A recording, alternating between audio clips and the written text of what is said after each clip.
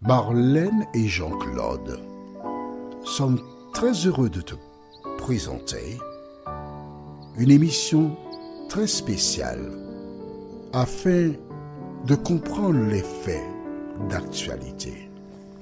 Merci pour ta fidélité. Oh, combien je suis heureux de te retrouver. Ah, c'est magnifique. C'est magnifique de voir l'amour que tu as pour l'Éternel désormais. Aujourd'hui, nous voyons Dieu sur terre, numéro 4. Notre thème global, c'est connaître Dieu et notre prochaine étude sera la dernière sur cette série. Nos références pour aujourd'hui se trouvent au livre de Josué, Josué chapitre 5, les versets 13 à 15. Josué 5, les versets 13 à 15. Et Matthieu 16, les versets 13 à 17.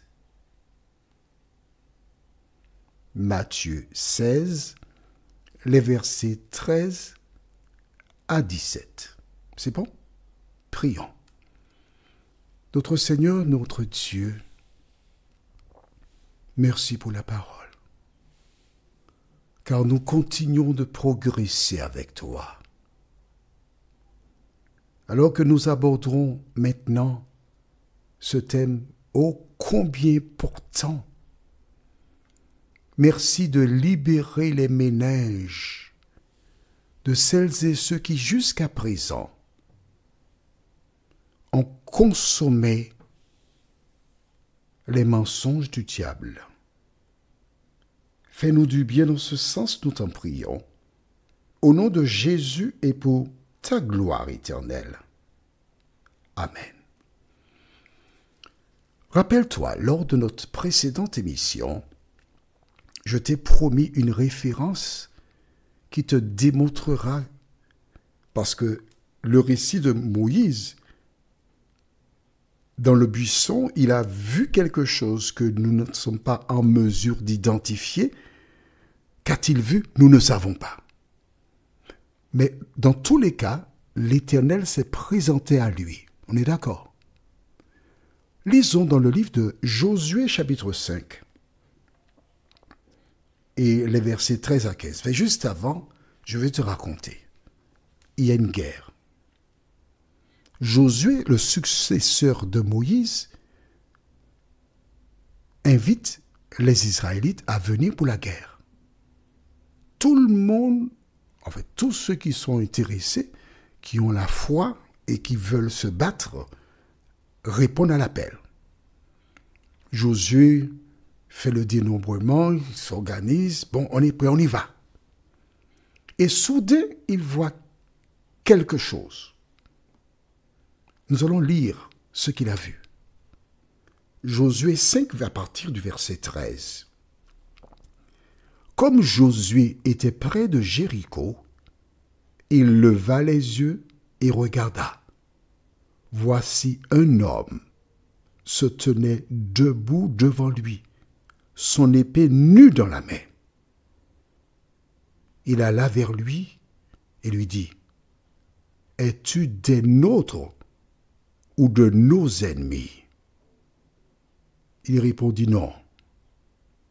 Mais je suis le chef de l'armée de l'Éternel. J'arrive maintenant. » Vois-tu, tout est prêt pour la bataille.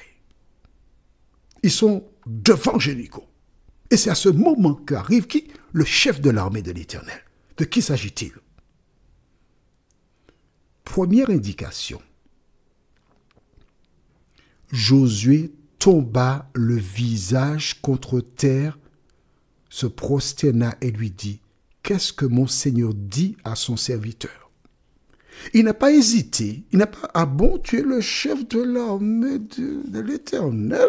Ah bon? Mais qui me dit que c'est vrai? » Non, il a cru. Et il s'est prosterné devant lui. Rappelle-toi. Satan proposa à Jésus de se prosterner devant lui. Et Jésus l'a repris. Lorsque Pierre arriva chez Corneille dans Acte 10, Corneille s'est prosterné devant Pierre. Et Pierre lui a dit, relève-toi, je suis un homme comme toi. Mais là, Josué se prosterne devant l'homme qui dit être le chef de l'armée de l'Éternel. Mais c'est la suite qui est intéressante.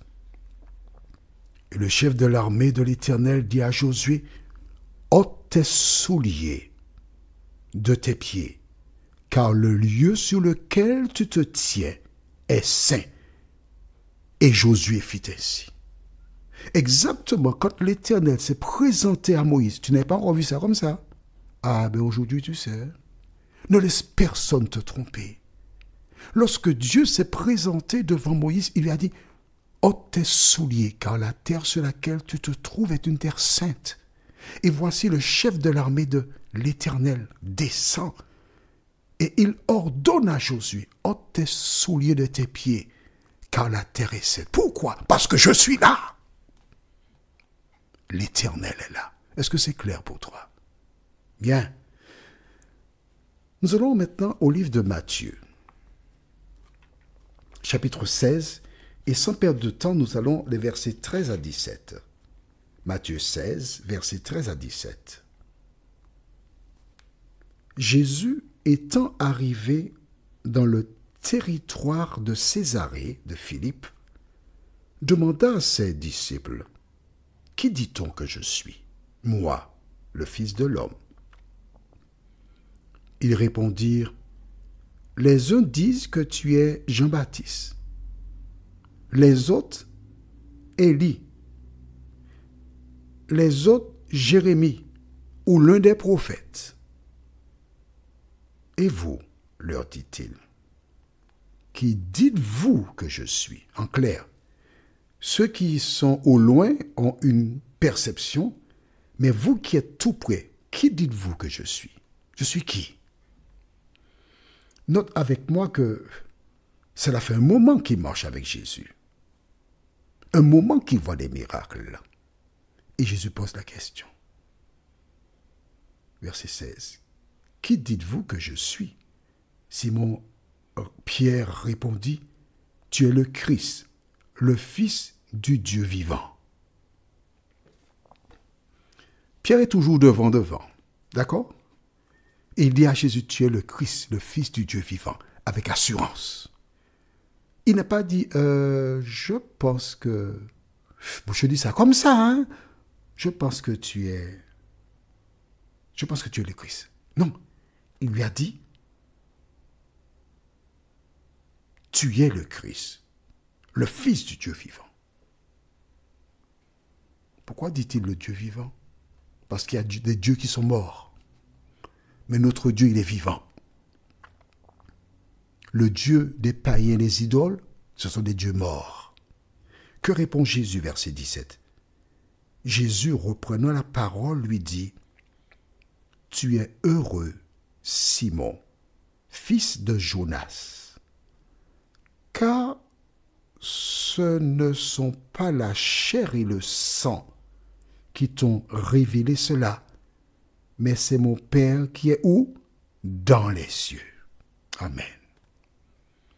Quand Jésus dit ce n'est pas la chair et le sang qui t'ont révélé ces choses, il indique tout simplement que ce n'est pas ton intelligence qui t'a fait trouver la réponse, mais c'est mon Père qui est dans les cieux qui t'a révélé ces choses. Il est où le Père? Dans les cieux. On est d'accord? Bien. Quand Jésus était sur terre, beaucoup de personnes l'ignorent. Dieu et le Saint-Esprit étaient à l'œuvre. Mais oui, à travers ce que nous venons de lire, nous découvrons que Dieu a parlé à Pierre. Nous n'avons pas d'autres références qui nous parlent des interventions divines auprès d'autres personnes. Et souvent, je dis à mes proches, en fait, ceux avec qui j'échange, quand ils me disent, j'ai réfléchi et puis j'ai dit telle chose, ou j'ai réfléchi, j'ai fait ça, je dis non. le Saint-Esprit t'a dit comment faire. Il est important que chaque chrétien qui marche à la lumière de Dieu prenne conscience que c'est le Saint-Esprit qui œuvre en nous. À travers ce texte que nous venons de lire, la Bible nous indique que ce n'est pas Pierre qui a trouvé la réponse, mais c'est Dieu qui a révélé cela à Pierre. Et Dieu désire te révéler d'autres choses si seulement tu places ta main dans la sienne. Que fais-tu? Es-tu disposé à donner la main à Jésus? Et quand je te dis cela, je pense aux enfants, les petits-enfants. Je prends le temps souvent pour regarder, et ceux qui me connaissent un peu bien savent que je suis quelqu'un qui porte attention à beaucoup de choses. Et quand je passe quelque part, et actuellement je suis à Paris, c'est là que je vis dorénavant pour un bon moment, jusqu'au retour de Jésus au moins. Mais en fait, ici, c'est toute chose, hein, d'accord? Il y a donc des nounous qui ont la garde de petits-enfants. Et je vois certaines qui ont une poussette, un enfant assis dans la poussette, et des deux côtés, des petits-enfants qui tiennent la poussette. Et ils ne lâchent pas la poussette, et ils marchent à leur rythme. Je vois des enfants, des petits-enfants qui vont à l'école, et les parents leur donnent la main, ils tiennent la main des parents. Maintenant, quand ils ont un certain âge, ils se croient grands, ils lâchent la main. Mais quand ils sont petits, ils tiennent la main des parents. Toi qui m'écoutes, dans ce monde enténébré, où tout part à la dérive, le moment n'est-il pas venu pour toi de donner la main à Jésus? Prions. Merci notre Seigneur et notre Dieu, car aujourd'hui nous avons découvert que le chef de l'armée est arrivé vers Josué et il lui a ordonné exactement comme l'Éternel avait ordonné à Moïse: ôte tes chaussures, car la terre sur laquelle tu te trouves est une terre sainte. Ce qui nous démontre que Dieu a posé ses pieds sur la terre. Nous aurons encore une dernière référence lors de notre dernière étude sur ce thème prochainement. Mais en attendant, Seigneur, permets que toutes ces personnes qui ont entendu et qui ont lu dans la Bible le verset avec l'explication, qu'elles aient suffisamment de sagesse, de tact pour aller vers leurs amis, leurs parents, pour écouter l'audio ensemble ou les inviter à analyser ce que dit la parole. Car tu es venu, Jésus, pour délivrer, sauver ceux qui sont sincères. Merci, Saint-Esprit, de continuer ton œuvre en nous, nous t'en prions. Au nom de Jésus, pour ta gloire éternelle. Amen. Que l'Éternel continue son œuvre en toi et il me tarde de te retrouver. Nous sommes parvenus au terme de notre réflexion. Si d'aventure tu as une question, il te suffit d'envoyer un message par le biais de WhatsApp au numéro suivant, plus 596 696 88 93 93. Et alors Jean-Claude, moi, je me ferai un réel plaisir de répondre à ta question.